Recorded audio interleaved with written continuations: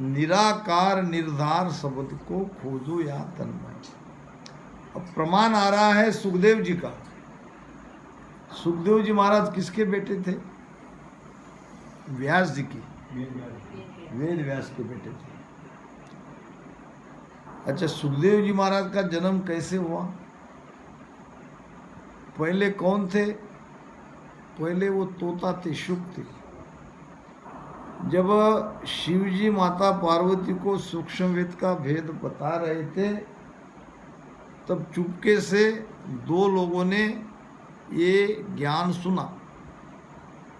एक मछली के पेट में जो मच्छिंद्रनाथ था उसने सुना, और दूसरा ये सूवे ने सुना। अब जब शिवजी माता पार्वती को ज्ञान दे रहे थे तो सुनते सुनते माता पार्वती को आ गई नींद, मगर हुंकार भरी जा रही थी। कोई बोलते हैं तो कोई हूँ हूँ करते कि नहीं, तो उसको लगता है कि मेरी बात सुन रहा है। तो शिवजी को भी लगा कि माता पार्वती सुन रही है। हाँ, मगर जब देखा माता तो सो रही है, फिर ये हुंकार कौन भर रहा है? अंतर ध्यान से देखा तो एक तो सुआ मिला, फिर सुए के पीछे चोरी से चुपके से वो मछली तो अंदर चली गई, ये सुआ था बाहर, और वो अंडा था। फिर अंडे का सुआ बनके उड़ गया पीछे पीछे, भगवान शंकर उसके पीछे भागे, जाके वो व्यास जी के पत्नी के मुख के द्वारा पेट में चला गया। अब 12 बरस तक बाहर निकले ही नहीं। माता को बहुत कष्ट हो रहा था।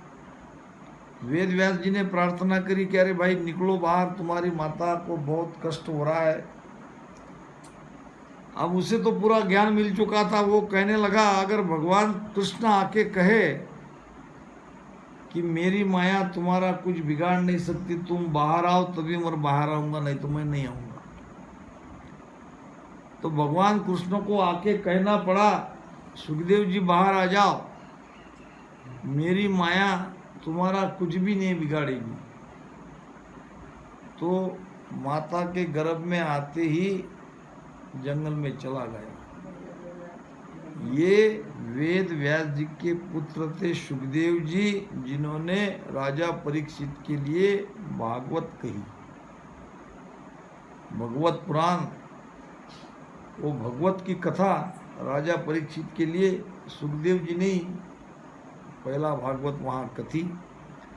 तो ये थे वेद व्यास जी के पुत्र। वेद व्यास जी 4 वेदों के कर्ता, 18 पुराण के कर्ता थे। अगर पुराण से मोक्ष मिलता तो वेद व्यास जी का मोक्ष हो जाता। जे आ मुगत वेद में होती तो सुखदेव कहो क्यों त्याग्या। सुखदेव का तो मोक्ष नहीं हुआ, उसने क्यों वेदों का ज्ञान, पुराणों का ज्ञान छोड़ के राजा जनक को गुरु किया। जाके घरे पुराण 18 फेड़ पढ़न की जागा। पुराण में ही ढूंढ लेते, वेदों में ही ढूंढ लेते, मगर वेदों में वो है नहीं, वो भेद है नहीं। तो उसको राजा जनक को गुरु करना पड़ा। शंकराचार्य आगली केता, पाछे सबे बताया राम। शंकराचार्य आगली केता, पाछे सबे बताया।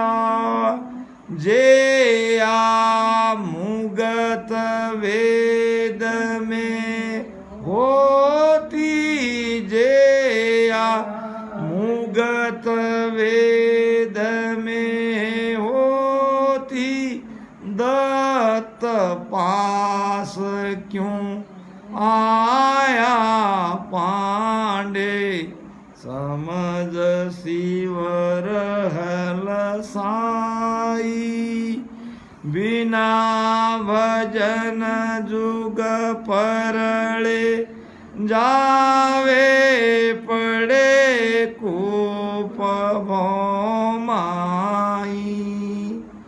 निराकार निरधार शब्द को, खोजो आतन माई। दूसरा प्रमाण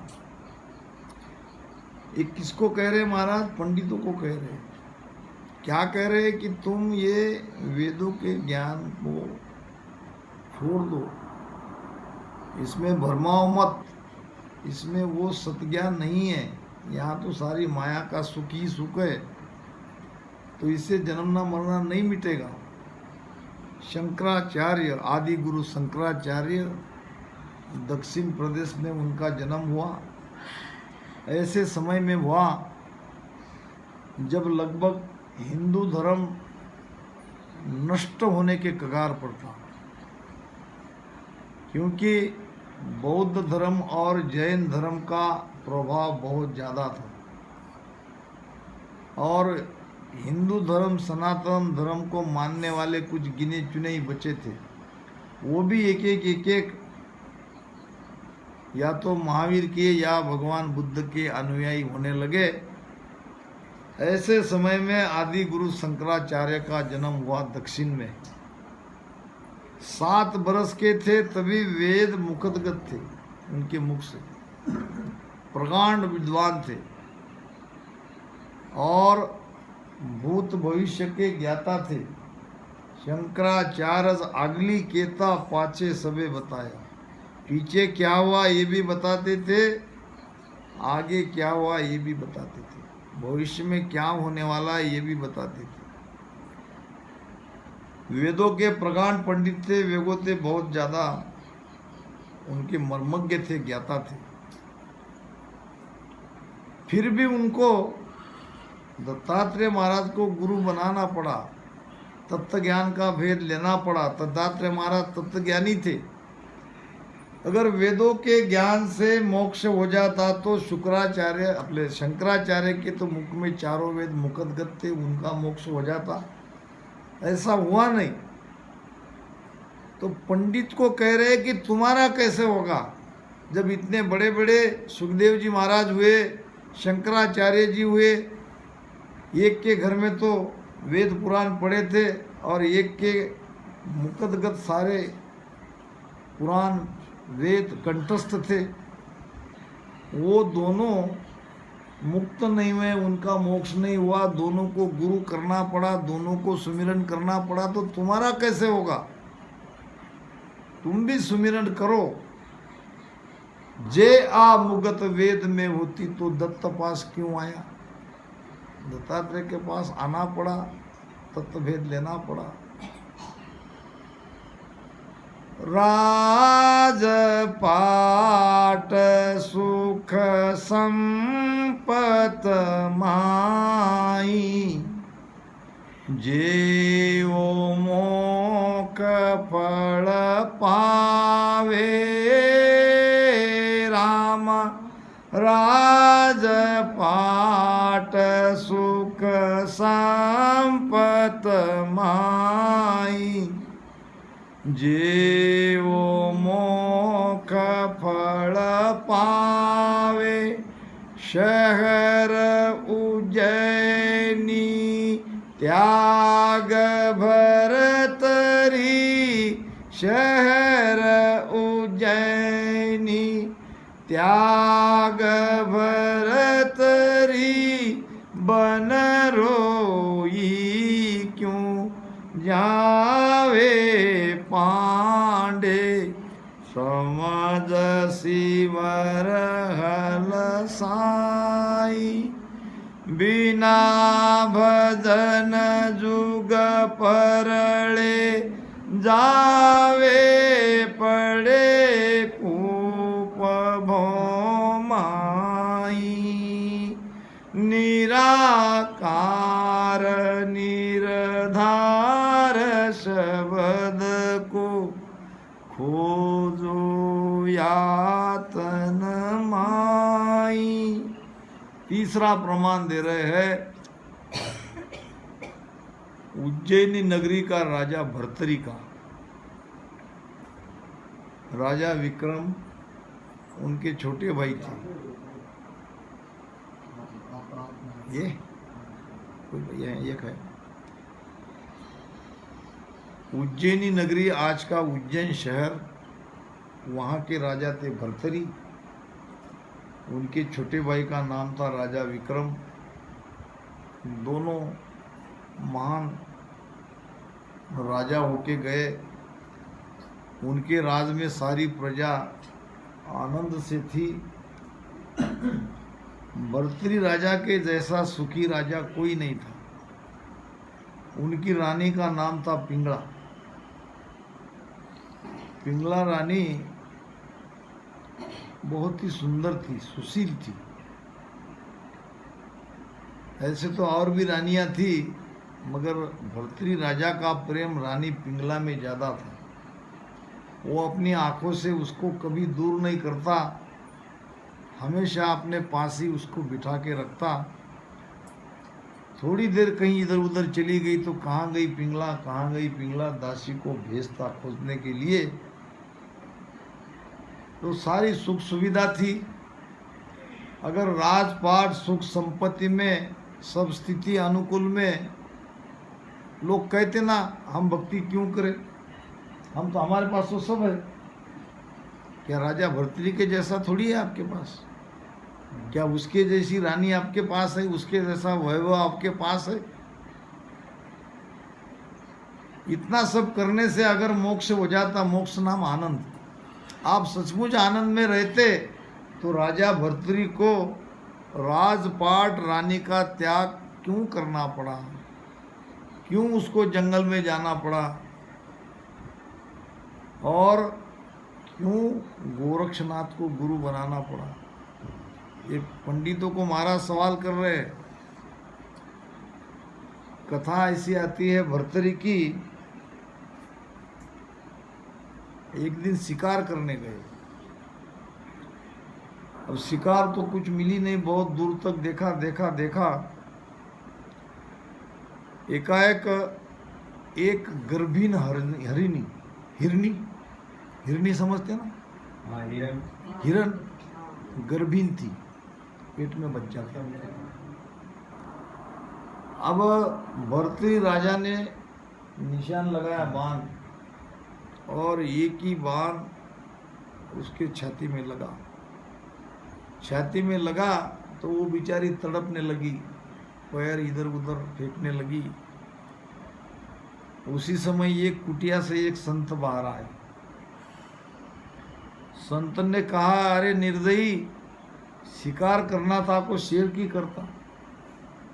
ये बेचारी निरपराध हिरनी ने आपका क्या बिगाड़ा? इस निरपराध पानी को आपने मारा, ये ठीक नहीं किया। भर्तरी राजा अपने राजापना के अहंकार में थे। उसने कहा, अपने आप को बड़े साधु महात्मा कहते हो, तो इस हिरण को जीवित करके बताओ। अब वो तो बेचारी तड़प तड़प के मर गई थी। अब वो कोई और नहीं थे, वो तो गोरक्षनाथ जी थे। गोरक्षनाथ जी ने कहा, अगर मैं इस हिरण को दोबारा जीवित कर देता हूं, तो तुम्हें मेरी एक बात माननी पड़ेगी। अब राजा भर्तरी को लगा, ये कहाँ जीवित करने वाला है, ऐसे तो कई है संत देखे, बोलो क्या कहना चाहते हो? तो तुम्हें मेरा शिष्य बनना पड़ेगा, तुम्हें राजपाट सबको त्याग के योगी बनना पड़ेगा। बोलो मंजूर है? भर्तरी ने कहा, हाँ मंजूर है, करो जीवित। नहीं ऐसे नहीं, जल का संकल्प लो। जल का संकल्प लिया, कहा अगर ये बाबा ने हिरण को जीवित कर दिया तो मैं इसका शिष्य बनूंगा। अब पानी के छींटे मारे गोरक्षनाथ जी ने, हिरण बैठ गई उठ के। थोड़ा हाथ घुमाया और भाग गई। ये देखता रह गया, ऐसे कैसे हो गया। तो अब कहने लगा कि चलो अपने वचन को निभाओ। अब यहाँ राजा भर्तृहरि मुकरने लगा, नहीं नहीं, मैंने तो कह दिया था, देखो राजा तुमने वचन दिया है, और राजा कभी अपने वचन को, क्षत्रिय अपने वचन को पालते हैं, तुमको मेरा शिष्य बनना पड़ेगा। भर्तृहरि कहने लगा, ऐसा है कि मैं आपका शिष्य बनता, मगर मेरी रानी में बहुत प्रेम है, मैं मेरी रानी के देखे बिगर नहीं रहता। गोरक्षनाथ जी ने कहा, ये कोई बात है? ये संसार में कोई किसी पे प्रेम नहीं करता है, सब झूठा है। नहीं नहीं नहीं, मेरी रानी मुझे सच्चा प्रेम करती है, और मेरा भी मेरी रानी पर सच्चा प्रेम है। ऐसा कभी आपने रानी के प्रेम को परखा? नहीं परखा, तो आप परखो। तो तुम्हारे वस्त्र देव भर्तृहरि ने अपना वस्त्र दिया, और किसी प्राणी की शिकार करके उसके खून से भिगो दो, और अपने सेवक को कहो कि राजा भर्तृहरि को शेर ने मार डाला, ये उसके कपड़े हैं। और फिर रानी क्या करती है वो देखो। अब नौकर जो उनका राजा का चाकर था, वो खून से भिगे हुए कपड़े ले जाके रानी पिंगला के पास गया और कहा कि बड़ी दुख की बात है रानी साहिबा, राजा भर्तृहरि को शेर ने मार डाला, ये उसके कपड़े हैं।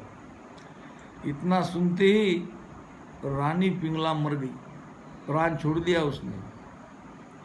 उसका भी प्रेम अपने पति पे था। अब ये वार्ता राजा भर्तृहरि तक आई, गया भागा भागा, देखा मृत अवस्था में पत्नी पड़ी थी। उसके प्राण की प्यारी पत्नी को जब मृत अवस्था में देखा तो रोने लगा। अब लोगों ने कहा, महाराज अब रोने से काम नहीं चलेगा, इनका दाह संस्कार भी करना पड़ेगा। जबरदस्ती से उसको खींच को अलग किया और महारानी को स्मशान में ले जाया, वहाँ उसका अंतिम संस्कार किया। कहते हैं कि 10-12 दिन तक राजा भर्तृहरि वो राख के पास से उठा नहीं। राख समझ रहे हो ना, वहीं बैठा रहा, न खाना न पीना, न सूद न बूद, न किसी से बातचीत करना। हाय मेरी पिंगला, हाय मेरी पिंगला, हाय मेरी पिंगला। इतने में किसी ने कहा कि ये कोई संत आए और आपके लिए पूछ रहे हैं। अब ऐसे दुख में थोड़ी आशा जगी कि हो न हो, ये वही संत होने चाहिए जिसने हिरण को जीवित किया। कहा कि उनको लाओ, बड़े आदर से लाओ। लाया गया, देखा राजा रो रहे हैं, सारा हाल बेहाल हो गया। राजन, एक अपने आप को तुमने कैसी दशा बना ली? ये संसार है, यहाँ तो आना जाना रहता ही है, तुम भी नहीं रहोगे, अमर कौन रहेगा? मगर राजा भर्तृहरि दूसरा कुछ सोच रहा था। उसने कहा, महाराज कृपा करो, एक बार मेरी रानी को जीवित कर दो, मैं तुम्हारा शिष्य बनूंगा। गोरक्षनाथ जी ने कहा, देखो आपने एक बार मुझे दगा दिया है, वचन देके आप उसको वचन का पालन नहीं किया, और दोबारा आप ऐसा ही करोगे तो देखो। नहीं नहीं नहीं, आपके बार तो वचन का, मुझे खाली मेरी रानी को जीवित देखना है, एक बार उसे देख लूँ फिर मैं आपका शिष्य बन जाऊंगा। संकल्प लेने लगाया दोबारा जल का, और राजा बहुत खुश, क्योंकि अब तो ये पराक्रम जानते थे इनका। अब वहाँ से राख के ऊपर जल के छींटे मारे, राख में से रानी पिंगला बाहर आ गई। रानी पिंगला को देखते ही उसका हाथ पकड़ा राजा भर्तरी ने, चलो भागो यहाँ से, ये साधु मुझे अपना शिष्य बनाना चाहता है, अगर इससे पीछा छुड़ाना हो तो चलो। अपनी पत्नी का हाथ पकड़ के भगा के ले गया दूर। अब गोरक्षनाथ जी देखते रहे। दोबारा राजा ने अपने वचन को तोड़ा था, ठीक है कर कर बाहर आए। बाहर का द्वार था, वहाँ द्वारपाल को कहा, भाई इधर आओ, ये जो तुम्हारा राजा है एक दिन कहेगा कि कहाँ है मेरे गुरु, कहाँ है मेरे गुरु। मैं उसके लिए झोली रख के जा रहा हूँ, और जब वो मुझे ढूंढते आएगा, पुकारते आएगा, तब उसको झोली पकड़ा देना, वो मेरे पास अपने आप आ जाएगा। ये झोली को तुम सुरक्षित रखो। कथा तो बहुत बड़ी है, थोड़ी और कह दूँ शॉर्ट में। अब इधर हुआ क्या, एक ब्राह्मण भगवान की भक्ति करी, भगवान ने प्रसन्न होकर उसको अमर फल दे दिया। अमर फल जानते हो ना, जिससे अमर हो जाता है। अब ब्राह्मण को लगा कि अमर मैं होके क्या करूं, अमर तो मेरा राजा होना चाहिए। एक विप्र अमर फल लाया, नृपरानी हेत पटाया। अब भर्तृहरि राजा के हाथ में अमर फल आया तो भर्तृहरि को लगा कि मैं अमर होके क्या करूं, अमर तो मेरी रानी होनी चाहिए।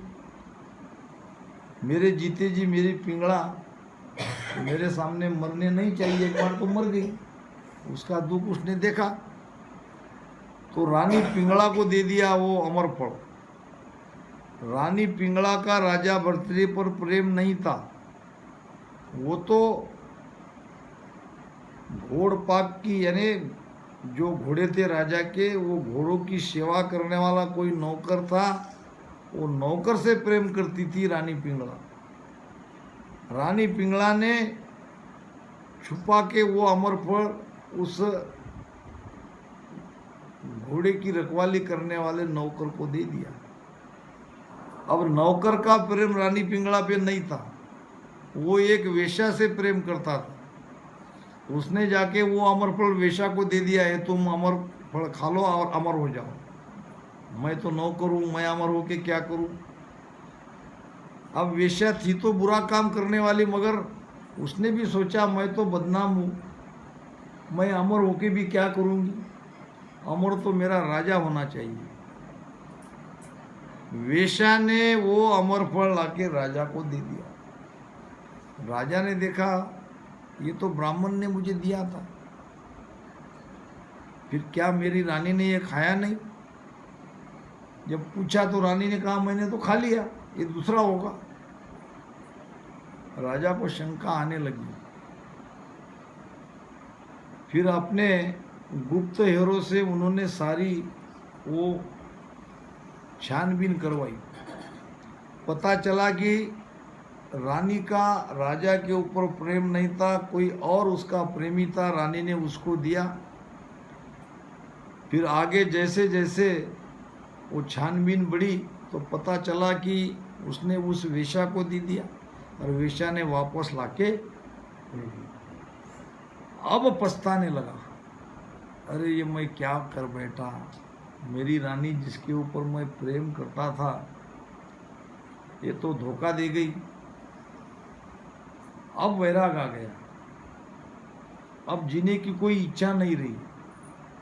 अब ऐसे समय में क्या किया जाए, तो फिर अंदर से एक आवाज़ आई, चलो अब गुरु के वचन को मैंने 2 बार टाला है, अब गुरु के शरण में चले जाएंगे। अब कोई पड़ा नहीं है संसार में, कोई अब रस नहीं है। तो राजपाट सुख संपत्ति को महाराज कह रहे कि शहर उज्जैनी त्याग भर्तरी बनरोही क्यों दिया। भागा भागा फिर रहा था, कहाँ हो गुरुदेव, कहाँ हो गुरुदेव। तो वो सेवक आया, कहा कि वो गुरुदेव जी ने ये झोली तुम्हारे लिए रखी है, और उसने कहा है कि भाई जब राजा पुकारेगा तड़पेगा तो उसको झोली दे देना। झोली लेके भागा जंगल में। गुरु मिल गए, गुरु के शरण में गया और लग गया भजन सुमिरन में। कुछ महीने बीतने के बाद गोरक्षनाथ जी ने कहा, क्यों राजा, तुम्हें तुम्हारी रानी की याद नहीं आती? गुरुदेव, उसका नाम मत लो, उसके जैसी कलंकिनी मैंने देखा नहीं। जिसके ऊपर मैंने प्राण से भी ज़्यादा प्रेम किया वो ऐसी निकलेगी, मुझे पता नहीं था। गोरक्षनाथ ने कहा, नहीं है, तुम्हारी रानी वैसी नहीं है। क्या नहीं है? मैंने तो सारी छानबीन करवाई। अरे जो छानबीन करवाई वो तुम्हारी रानी नहीं है, फिर मेरी रानी कहाँ है? तुम्हारी पिंगला तो उसी दिन मर गई जिस दिन तुम्हारे खून से भीगे हुए कपड़े उसने देखे, उसी दिन तुम्हारी रानी मर गई। फिर ये कौन थी? ये तो मायावी रानी मैंने बनाया। फिर वो लड़का जिससे वो प्रेम करती थी वो भी मैंने ही बनाया। वेश्या वो भी मेरी ही बनाई हुई है। ये सारा नाटक मैंने किया है कि तुम्हारे मन से पत्नी के प्रति जो प्रेम था वो निकल जाए। अगर मैं ये नहीं करता तो तुम रो रो के मर जाते, क्योंकि तुम पत्नी के प्रेम में पागल हो गए थे। तुमको भक्ति में लाने का यही मेरे पास उपाय था। तो मैं वहाँ आया और वो राख के छींटे पे पानी डाल के एक मायावी पिंगला खड़ी करी और उस पिंगला को लेके तुम भाग गए। अब वो ब्राह्मण जो पाता वो भी मेरा ही था। अमर फल देने का वो सब मैंने ही सारा इंतजाम करवाया। अब ब्राह्मण ने लाके तुमको अमर फल दिया, तुमने दिया पिंगला को, पिंगला ने दिया उस नौकर को, नौकर ने दिया वेश्या को। और जब एक ही अमर फल ऐसे घूमता हुआ देखने पर आपको शक हुआ अपने रानी पर पहली बार, जब आपने गुप्त हेरो से छानबीन कराई तो सारा पता चल गया, तो रानी के प्रति आपके मन में वैराग आ गया। मैं यही चाहता था कि आप स्वेच्छा से रानी को त्याग कर दो। तो हुआ भी ऐसा, आज तुम मेरे शरण में आ गए। भूल से भी कभी अपनी रानी पिंगला को दोष मत देना।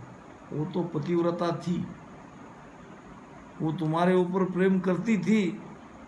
तो इस प्रकार से जब किसी का भाग्य खुलता है तो गुरु उनको अपनी शरण में ले ही लेता है। जहाँ जो अटका है, जिस चीज़ में जिसका प्रेम है वो छुड़ा ही देता है। हाँ। करामात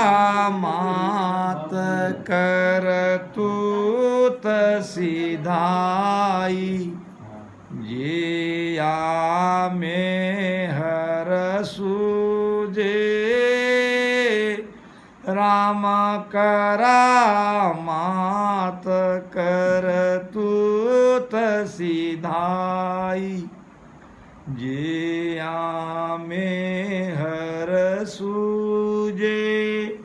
राम सरीसा को बलवंता, राम सरीसा को बलवंता। वशिष्ठ को क्या बूझे पांडे, समझ सिवर हल साई। बिना भजन जुग परड़े जावे, पड़े कोप भौमाई। निराकार निरधार शब्द को खोजो यातन माई। करामात करतूत और सिधाई, रिद्धि सिद्धि रहती है। करामात परिचय चमत्कार दिखाते तो देवता के पास, अवतारों के पास ये रिद्धि सिद्धियाँ होती है। करामात परिचय चमत्कार। तो अगर करामात से परिचय चमत्कार दिखाने से, रिद्धि सिद्धि से अगर मोक्ष हो जाता तो भगवान राम का क्यों नहीं हो? उनको तो वशिष्ठ जी महाराज के शरण में जाना पड़ा। राम सरिसा को बलवंता, वो तो भगवान विष्णु के अवतार थे, सातवां अवतार माना गया। उसके अंदर तो सारी करामात थी, सारा बल था, सारी सिधाई थी, फिर भी उसको वशिष्ठ महाराज के शरण में जाना पड़ा, उसको गुरु बनाना पड़ा, उसको राम नाम सुमिरन का वेद लेना पड़ा। तो समय अब हो गया, 10 बज गए।